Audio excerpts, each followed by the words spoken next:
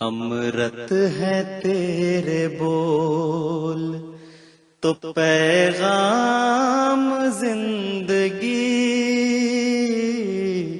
امرت ہے تیرے بول تو پیغام زندگی، تیرے سوا نہیں کوئی آواز وقت کی، تیرے سوا نہیں کوئی آواز وقت کی۔ بسم اللہ الرحمن الرحیم۔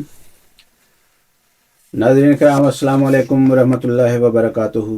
الحصار کے پلیٹ فارم سے آپ کی خدمت میں حاضر ہیں، اور گزشتہ ویڈیو میں ہم نے جناب کیسر احمد راجہ کے متعلق بات کی تھی کہ انہوں نے کس طرح ڈاکٹر عبدالسلام صاحب پر بہت ہی گھٹیا الزامات لگائے ہیں اور بہت ہی گھٹیا سورسز استعمال کیے ہیں۔ یہ بھی بات ہے، الزامات بھی گھٹیا لگائے ہیں اور الزامات کو ثابت کرنے کے لیے ایویڈنس کے طور پر بہت ہی گھٹیا سورسز بھی استعمال کیے ہیں، اور جیسا کہ میں نے ذکر کیا ہے انشاءاللہ اس کے بعد ہم ان سورسز پر بھی بات کریں گے۔ اور ابھی فی الحال یہ کیسر احمد راجہ صاحب جو ہیں ان کے اوپر ہی بات کرتے ہیں کہ انہوں نے، ان کا اصل مقصد تو جماعت احمدیہ کا، جیسا کہ میں نے ذکر کیا ہے، جماعت احمدیہ کے خلاف نفرت پھیلانا تھا، اور اس کے لیے انہوں نے ڈاکٹر عبدالسلام صاحب کو ٹارگٹ کیا، لیکن انفارچونیٹلی ان کے لیے ایک ان انٹینڈڈ اور انوانٹڈ رزلٹ بھی سامنے آ گیا، اور یہ اس رو میں بہتے چلے گئے، اور انہوں نے ڈاکٹر عبدالسلام صاحب کو ڈسکریڈٹ کرنے کے لیے جو رستہ اختیار کیا، تو جس منزل پر یہ پہنچے وہ منزل یہ تھی کہ سائنس ان اٹ سیلف ڈسکریڈٹڈ، جو سائنٹیفک ادارے ہیں، جو سائنٹیفک کمیونٹی ہے، وہ ساری کی ساری کو انہوں نے ڈسکریڈٹ کر دیا ہے۔ وجہ یہ ہے کہ اس وقت تک جو موسٹ پریسٹیجیس پرائز ہے سائنس کی دنیا میں وہ نوبیل پرائز ہے، تو جو مٹی پلید انہوں نے اس نوبیل پرائز کی ہے، اور اس نوبیل پرائز کی کمیٹی کی ہے، جو نوبیل پرائز کے لیے ڈیسائیڈ کرتی ہے کہ کس کو ملنا ہے اور کس کو نہیں ملنا، تو اس کے بعد سائنس کی اور سائنٹیفک کمیونٹی کی ورتھ کیا رہ جاتی ہے اگر یہ لوگ اتنے کرپٹ ہیں؟ تو ظاہر بات ہے کہ اس سے جو نیچے آرگنائزیشنز ہیں، جو اس سے نیچے کے درجے کے ایوارڈ ہیں، ان کی تو پھر کوئی حیثیت نہیں ہے، وہاں تو پھر وہی ان کے والی بات ہوگی کہ بریانی کی پلیٹ پر پھر وہ ایوارڈ بکتے ہوں گے۔ اور یہ آگے جا کے میں ذکر کرتا ہوں کہ یہ مثالیں دیتے ہیں کہ یہ بریانی کی پلیٹ پر ایوارڈ بکتے ہیں۔ انہوں نے جس طرح پر اس نوبیل پرائز کے ساتھ کیا ہے اور جو مثال دی ہے، اس مثال میں ان کو یہ پتہ ہی نہیں کہ نوبیل پرائز کے لیے جو پیپر ہوتا ہے اس کی سکروٹنی کتنی اسٹرکٹ ہوتی ہے، اور ایک ویڈیو بنانے کے بعد جب اس پر ڈاکٹر تیمور رحمان نے، اور یا ان کا عرف ہے تیمور لال، یا ڈاکٹر رحمان نے جو اس کے جواب میں ویڈیو بنائی، اگر ان ویڈیوز کو سننے کے بعد ان کے اندر کوئی شرافت ہوتی اور وہ تعصب نہ ہوتا جس نے ان کو اندھا ہی کر دیا ہے، تو یہ واقعتاً اللہ اعلان آ کے معافی مانگتے کہ یہ میرے سے بہت بڑا بلنڈر ہوا ہے، میں نے لوگوں کو مس گائیڈ کیا ہے، کیونکہ وہ جو پیپر جس کے اوپر نوبیل پرائز کا ڈیسیژن ہوتا ہے، عام سا پیپر ہم تھیسز لکھتے ہیں یونیورسٹیز میں، میں نے بھی لکھا ہے، وہ عام سا تھیسز ہوتا ہے، وہ ایک بندہ اس کو اپروو نہیں کرتا پڑھ کے، وہ پھر ایک کمیٹی کے پاس جاتا ہے، اور وہ کمیٹی جو ہے وہ پھر اس کو انڈیپینڈنٹلی اس کو ریویو کرتی ہے، اور ان کے سامنے نام بھی نہیں ہوتا کہ کس بندے کا ہے، اور جس بندے نے وہ تھیسس لکھا ہوتا ہے اس بندے کے سامنے بھی نہیں ہوتا. اور نوبیل پرائز جو ہے وہ بتا رہے تھے ڈاکٹر صاحب کہ یہ سینکڑوں لوگوں کے پاس جاتا ہے ریویو کے لیے اور ان کو پتہ نہیں ہوتا کہ یہ کس کا پیپر ہے. اور جب وہ اپنے کمنٹس دیتے ہیں تو بھی واپسی جس شخص کے پاس وہ کمنٹ آتے ہیں اس کو نہیں پتا ہوتا کہ میرے متعلق یہ کمنٹس کس نے لکھے ہیں. تو وہ یا ان کمنٹس کو انکارپوریٹ کرتا ہے اور تسلیم کرتا ہے کہ ہاں یہ غلطی تھی، یہ لیکونہ تھا، یہ فلا تھا اس میں، تو میں اپنی اس کو ریوائز کرتا ہوں، یا وہ اپنے تھیسس کو ڈیفینڈ کرتا ہے، اپنے پیپر کو ڈیفینڈ کرتا ہے. تو یہ تو جو بھی یونیورسٹیز کے اسٹوڈنٹس ہیں جنہوں نے کبھی زندگی میں ایک دفعہ بھی تھیسس لکھا ہے ان کو پتہ ہے کہ تھیسس کس طور پر لکھا جاتا ہے اور اس کو پھر ڈیفینڈ کرنا ہوتا ہے اور اس کی سکروٹنی کس طرح پر ہوتی ہے. تو یہ راجہ صاحب کو دنیا جہان میں جو ایک تھرڈ کلاس قسم کا پیپر نظر آیا ہے وہ نوبیل پرائز ہے. سبحان اللہ. تو چاہیے تو یہ تھا کہ ان ویڈیوز کو سننے کے بعد یہ کوئی توبہ استغفار کرتے اور لوگوں سے معافی مانگتے اپنے ویورز سے کہ میں نے آپ کو مس گائیڈ کیا ہے. لیکن یہ اس کے اوپر مصر رہے اور مزید ویڈیوز بنائی اور ان کو باقاعدہ چیلنج کرنا شروع کر دیا. اور میں ایک ویڈیو کے نیچے ڈاکٹر رحمان کا جو کمنٹ تھا مجھے بہت لطف آیا اس کو پڑھ کے کہ انہوں نے ان کو لکھا ڈاکٹر رحمان کو کہ جی آپ اس معاملے میں میرے ساتھ آ کے تو لائیو مناظرہ کر لیں، چیلنج ہے میرا آپ کی طرف، آپ آئیں میرے ساتھ بات کریں. تو انہوں نے جو آگے سے جواب دیا انہوں نے کہا بھائی صاحب میں اس رستے کا مسافر نہیں ہوں.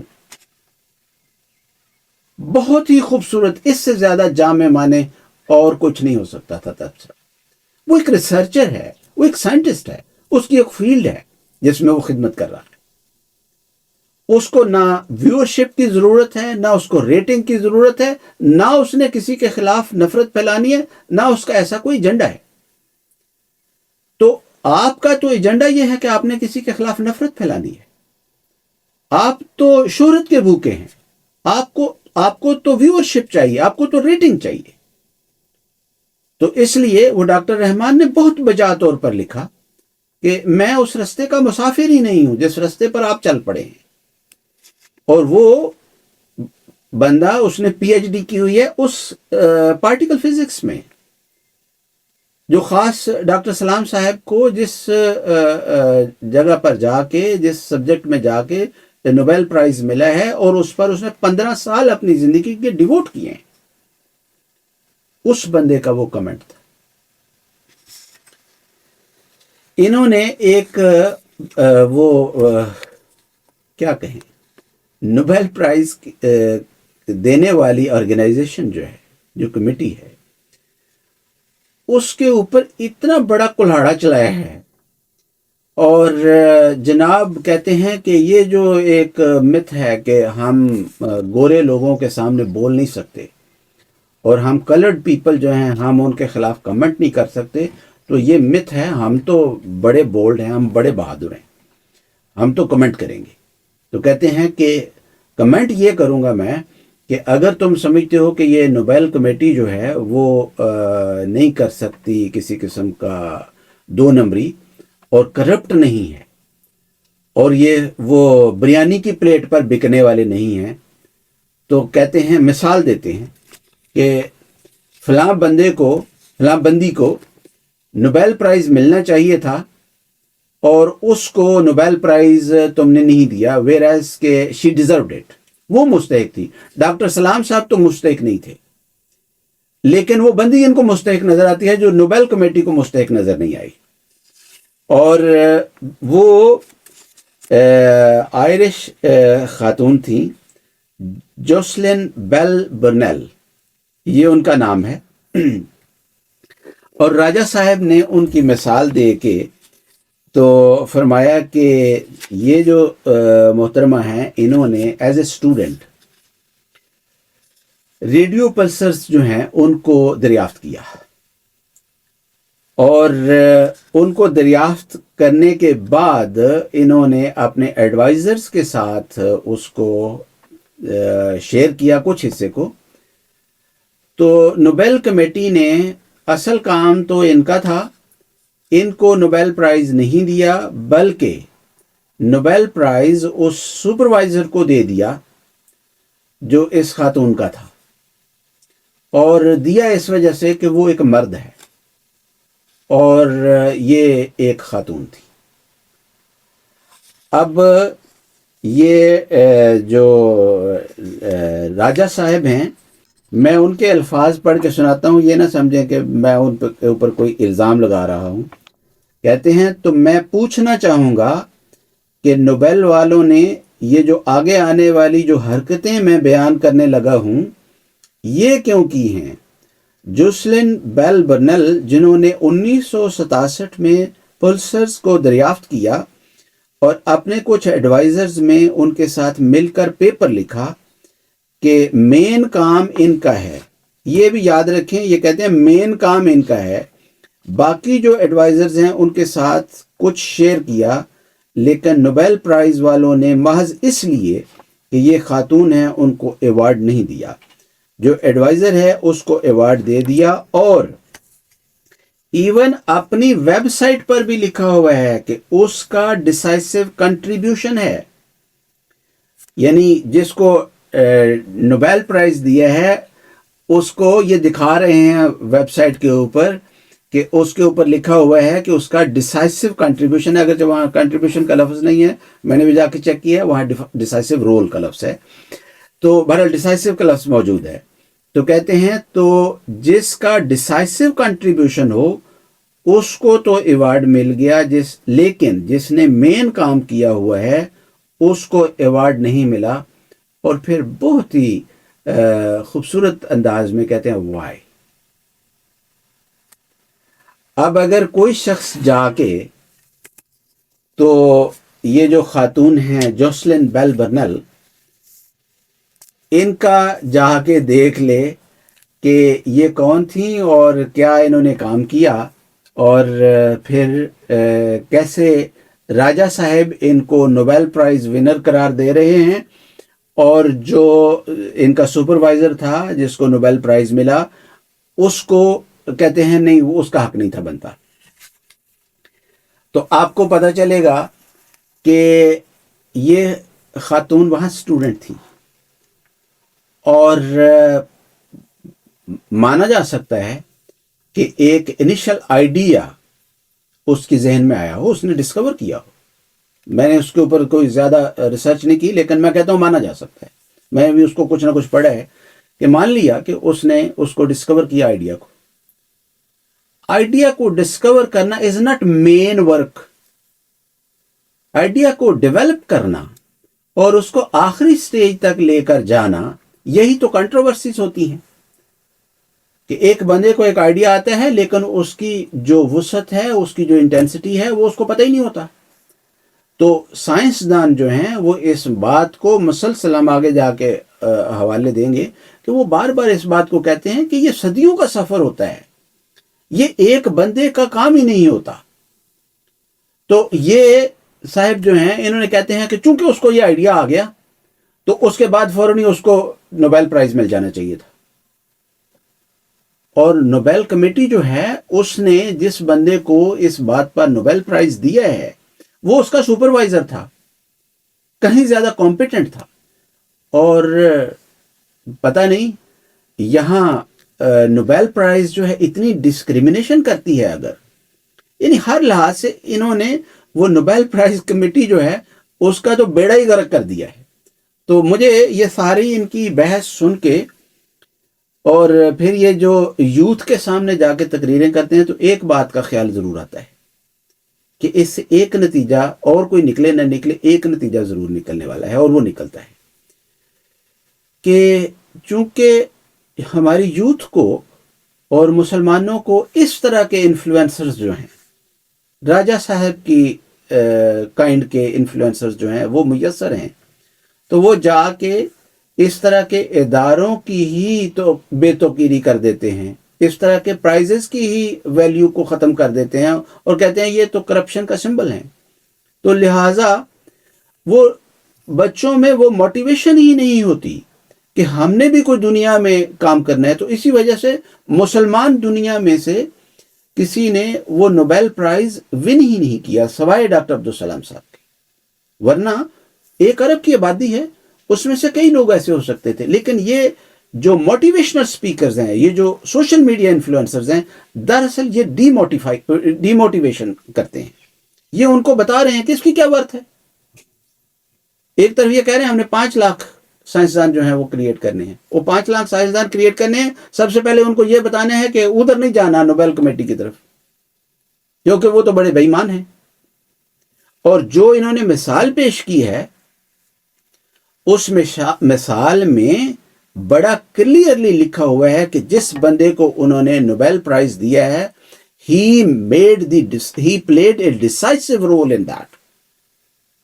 میں اس کی قانون کے حوالے سے ایک مثال دے کر وضاحت کرنے کی کوشش کرتا ہوں، اگر ان راجہ صاحب کو سمجھ آ جائے، اور اللہ نہ کرے کہ یہ کسی عدالت کے جج بن جائیں اور پھر یہ جس طرح کا فیصلہ انہوں نے یہاں کیا ہے. پہلی تو بات یہ ہے کہ وہ جو ہے کہ خاتون ہونے کی وجہ سے مجھے نہیں دیا گیا، یہ اس خاتون کا سبجیکٹو ویو ہے ٹو دی میکسیمم، جو اس کی طرف ایٹریبیوٹڈ ہے، اس کا خیال یہ ہے. اور راجہ صاحب نے اس کو اس طور پر پیش کیا ہے کہ گویا وہ ایک اسٹیبلشڈ فیکٹ ہے. ایک سبجیکٹو ویو میں اور اسٹیبلشڈ فیکٹ میں، پرووڈ فیکٹ میں زمین آسمان کا فرق ہوتا ہے. اور انہوں نے دھوکہ دیا ہے جب یہ کہا ہے کہ اس کو خاتون ہونے کی وجہ سے نہیں دیا گیا. بالکل دھوکہ دیا ہے، جھوٹ بولا ہے.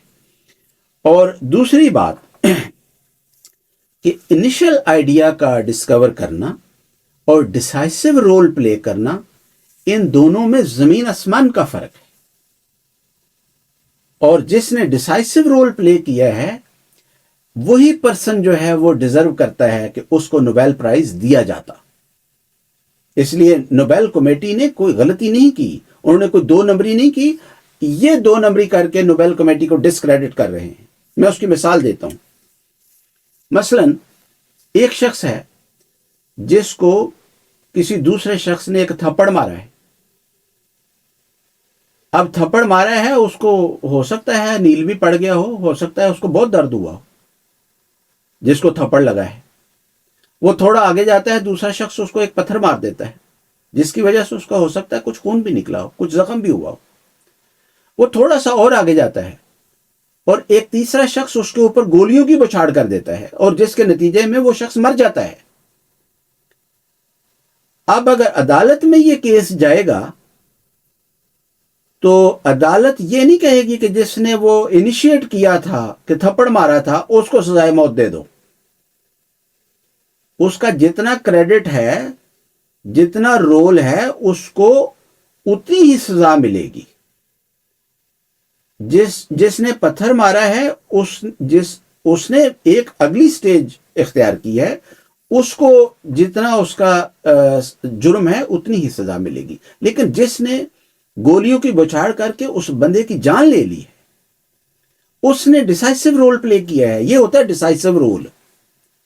اگر آپ کو انگریزی کا ڈیسائسو رول سمجھ آ جائے تو اس کا یہ مطلب ہوتا ہے.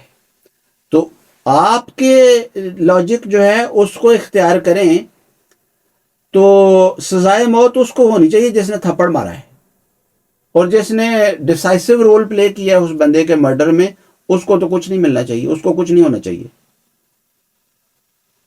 تو اللہ نہ کرے کہ آپ کسی عدالت کے جج بن بیٹھیں. یہ باتیں وہ جس طرح اوریا مقبول جان صاحب مسجد میں خطبے میں اس طرح کے لیکچر دیتے ہیں، وہاں تو ٹھیک ہے، کیونکہ مسجدوں میں آج کل اسی طرح کے لیکچر جو ہیں وہ ہو رہے ہیں. لیکن علم کی دنیا میں اس طرح کی مثالیں نہیں چلتی. علم کی دنیا میں یہ باتیں نہیں چل سکتی. آپ دیانتداری کے ساتھ میں یہ بات کہہ رہا ہوں، اگر ڈاکٹر تیمور رحمان اور یا تیمور لال جو وہ خود کو متعارف کرواتے ہیں، اور ڈاکٹر رحمان کی ویڈیوز سننے کے بعد معافی مانگ لیتے تو یہ آپ کے لیے بہت اچھا ہوتا. ہم اگلی ویڈیوز میں جو آپ کے سورسز ہیں ان کے اوپر انشاءاللہ بات کریں گے کہ وہ کتنے کریڈیٹیبل ہیں، ان کی ورتھ کیا ہے، اور کیوں ان کو ایکسیپٹ نہیں کیا جا سکتا، اور کیوں میں نے کہا کہ آپ نے ایک گندی مکھی کا رول پلے کر کے اس گند پہ جا کے منہ مارا ہے۔ جزاکم اللہ تعالی و احسن الجزا۔ السلام علیکم ورحمۃ اللہ وبرکاتہ۔